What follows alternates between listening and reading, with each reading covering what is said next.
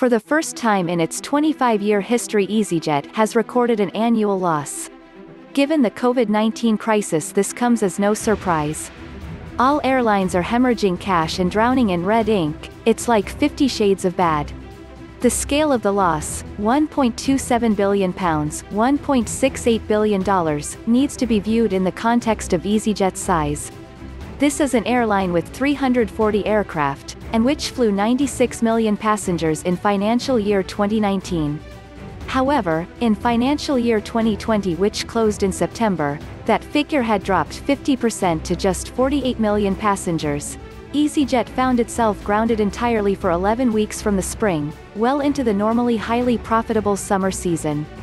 Performance at this time of year is critical to delivering an annual profit, as the airline typically loses money over the winter period. On-off quarantines and lockdowns have stifled demand in important leisure markets as customers have lacked confidence to book or have been forced to cancel trips. Hence, peak summer only amounted to some modest traffic figures in July and August, before fizzling out again in September. Other airlines such as Ryanair and Wizzair have faced similar challenges, but where EasyJet, as one of Europe's 3 leading low-cost carriers, is unique, is in its exposure to internal challenges.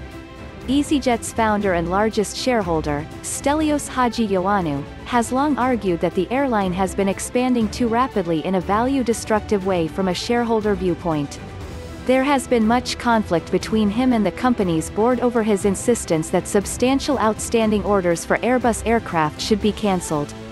Whilst orders have not actually been cancelled, the COVID-19 crisis has in fact catalyzed EasyJet's management to move to reduce its current fleet size by in excess of 40 aircraft over the coming months and to defer deliveries of 24 aircraft beyond 2025.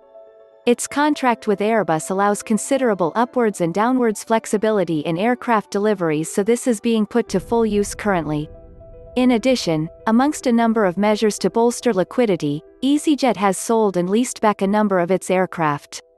In a recent interview with Ryanair CEO Michael O'Leary, he told me that by cutting, EasyJet was doing exactly what it should not be doing in a crisis, shrinking rather than seizing opportunities. Conversely, both Ryanair and Wizzair have large aircraft orders which they intend to take as planned. Both are looking at numerous expansion options while times are tough, including claiming territory ceded by EasyJet. Ironically, EasyJet has closed 2 of its London bases at Stansted and Southend airports, and Ryanair will grow in both, including acquiring EasyJet's sizable slot portfolio in Stansted. One of EasyJet's key strategies has been to maintain number 1 and number 2 positions in slot-constrained airports around Europe. This has helped to protect it from competition and to tap into more profitable business traffic.